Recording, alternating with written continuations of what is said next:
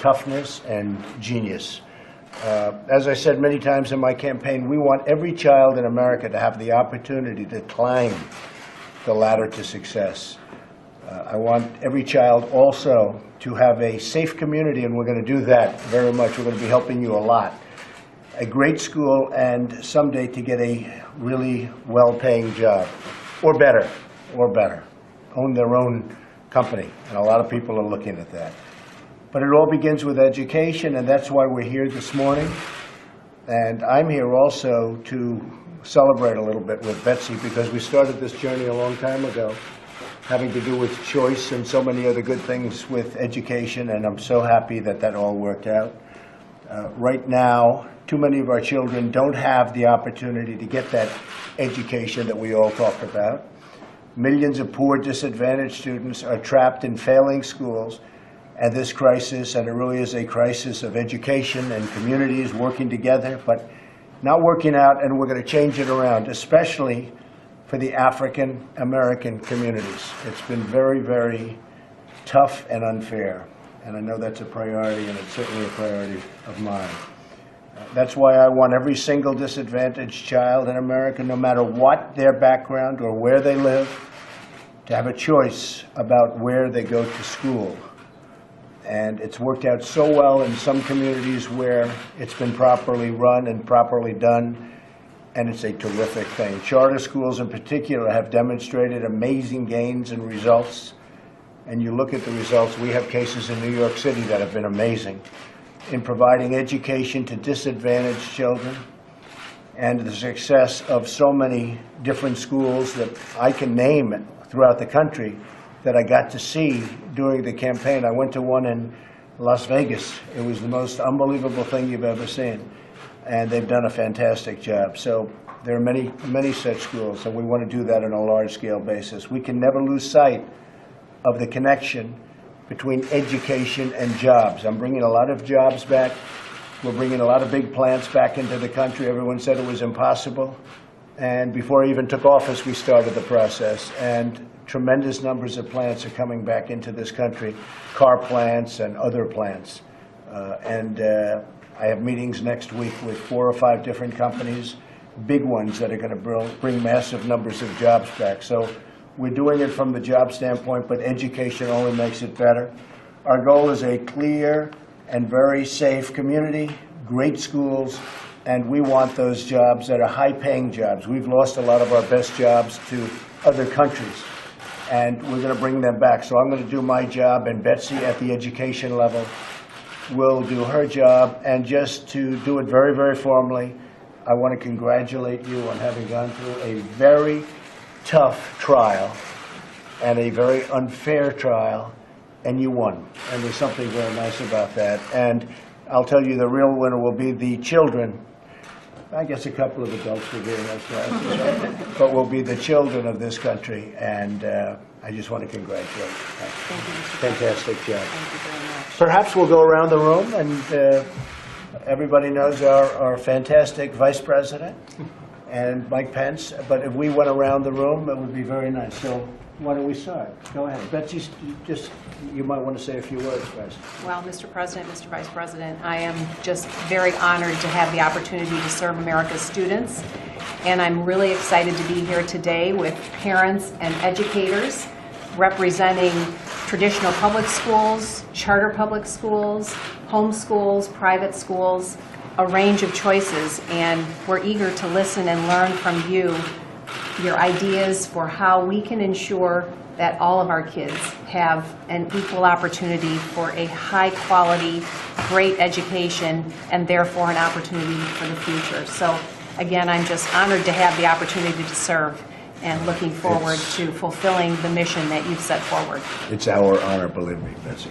Kenneth? Ken Smith, educator, helping at-risk kids get through school. Vice President, actually has the largest application of Jobs for America's graduates in the country. And in a minute we'll talk about that as a solution. Great, good. Laura? Laura Parrish. I'm from Falls Church, Virginia, and I homeschool my 10 and my 13-year-old. Good, very good. Mary? My name is Mary. I'm a charter school parent here in D.C. My kids go to the best school in America. You think, huh? I know. I like that. Oh, I guess we'll skip you. Really? Is that right? Wow. Jennifer? I am Jennifer Coleman. I am from Prince William County, Virginia. I am the mother of 6, and I homeschool my oldest 4. They're grades kindergarten through 7. And before that, I was a private school teacher. Very good. Bartholomew Sorenza. I'm a parent of 7. My kids have gone through both private and public school, and I see differences. And Big difference. big difference. Okay, very good. Good morning, I'm Julie. I teach special education at a public school in New Jersey. Good, very good, thank you. Hi, I'm Jane Quenville, and I'm a principal of a special ed center in Virginia, serving children ages 5 through 22 with autism and physical and medically fragile How conditions. is that going? Well, Have you seen a big increase in the autism with the children? yes. In fact, our school has shifted its population, so more children with autism, definitely. So what's going on with autism? When you look at the tremendous increase, it's such an incredible, it's really a horrible thing to watch, the tremendous amount of increase. Do you have any idea? And you're seeing it in the school. Yes, I think the statistics, I believe, are 1 in 66, 1 in 68 children are diagnosed with autism. Now it's coming even lower than that, which is just amazing. Well, maybe we can do something. I am Carol Bonilla. I teach Spanish in a private elementary school in Arlington. I teach the students from 4th through 8th grade. Very good, thank you. Good morning, Mr. Vice President, Mr. President. My name is Amy Viana. I'm the parent of 2 children, 5th grade and 2nd grade, and I live right outside of Raleigh, North Carolina in Cary, and I'm also a former educator in public and private schools. Fantastic, thank you. Well, thank you all very much. Let's get going. Thank you, Okay, Brad. thank you very much, everybody. Thank you. Thank you very much. Know what the White House knew or didn't know, and who in the White House knew or didn't know. All I can tell you is that General Flynn, as a national security advisor to the president, continued in that role, and the president also wants me to refer everyone to the comments of Charles Krauthammer last night on a different network, wherein he makes the point that it's not this contact or this incident necessarily, it's the misleading of the vice president or the incomplete information. It's either it's being dishonest or forgetful. Well, and I'd like to say that General Flynn had a 30-plus year honorable career in the military. He's one of the chief intelligence officers, key intelligence officers of a generation. And we're sorry for this situation, but the president accepted his resignation and he's moving on. But I understand what you're saying there, Kellyanne, but this is exactly the point.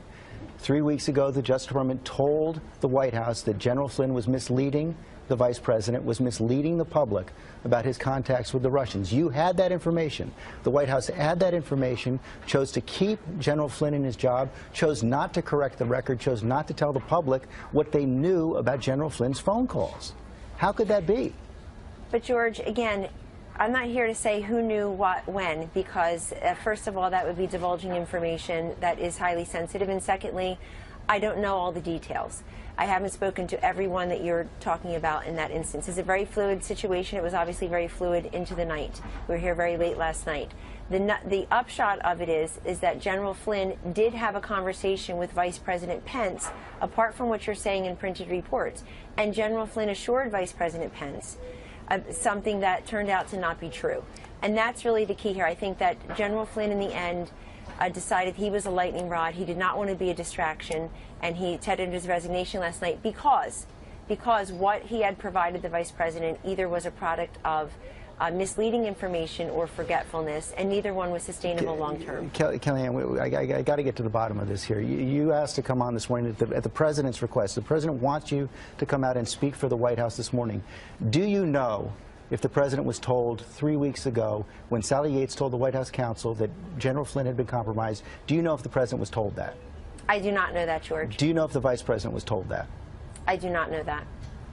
Do you know why the White House chose not to correct the record for those 3 weeks?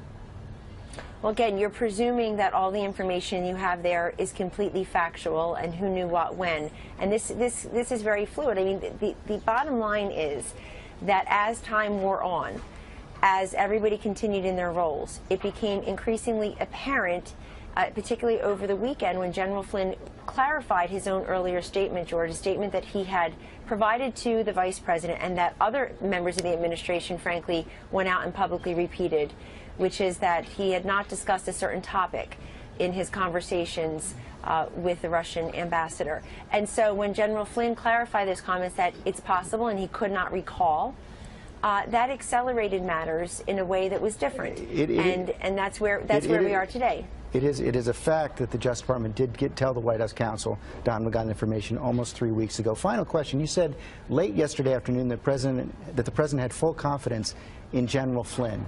How could that be true? Now, the President's very loyal. It just became unsustainable, and the President late last night accepted the resignation of General Flynn. Today he's moving on. It just became clear that we'll need to have acting National Security Advisor General Keith Kellogg in the role. He's been working very closely with the President for a number of months. And then, of course, we've been talking about former Navy SEAL and Vice Admiral Harward and David Petraeus as well, General Petraeus, as possible permanent replacements. Kellyanne Conway, thanks very much. Thanks, George. And it's pretty clear from that these questions for the White House just beginning.